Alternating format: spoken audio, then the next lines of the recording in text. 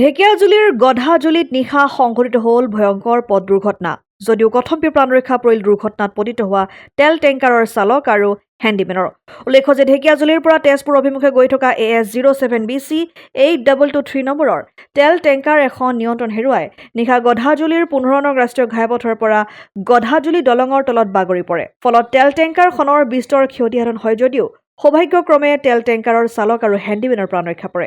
ইফালে পথৰ অৱস্থা শোচনীয় হোৱাৰ বাবে এই দুৰ্ঘটনা সংঘটিত হৈছে বুলি অভিযোগ স্থানীয় ৰাইজৰ। হয়, কালি মাজনিশা ৰাতি যেতিয়া তেল টেংকাৰখন আনলোড কৰি যেতিয়া আহি আছিলে তেতিয়া দুৰ্ভাগ্যক্ৰমে যে ইয়াত এক্সিডেণ্ট হ'ল, কোনো মানুহ নাছিলে।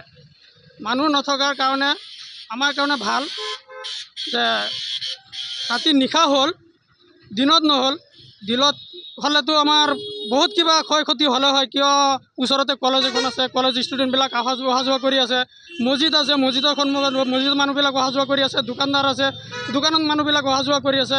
সেইটোৱে আমাৰ কাৰণে এটা ক'ব গ'লে আমাৰ নিশা হোৱাৰ কাৰণে আমাৰ কাৰণে ৰাইজৰ কাৰণে এটা ভাল যে নিশা হ'ল, দিনত নহ'ল।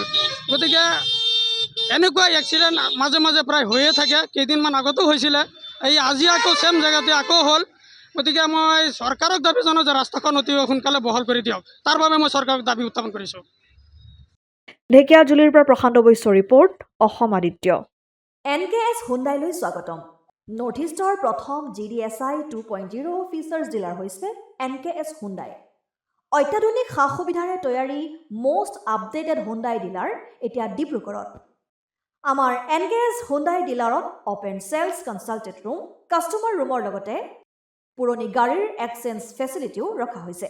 ইয়াত চেলছৰ লগতে ছাৰ্ভিচ ছেক্টৰৰ সুন্দৰ সুবিধা আছে। প্ৰয়োজনীয় সকলো এডভান্স টুলছ, হুইল বেলেন্সিং, এলাইনমেণ্টৰ অত্যাধুনিক machine, post hydraulic lift, fully ট্ৰেইনমেণ্ট পাৱাৰৰ লগতে nitrogen gas filling facility, fully automatic car ৱাছৰ ফেচিলিটিও আছে।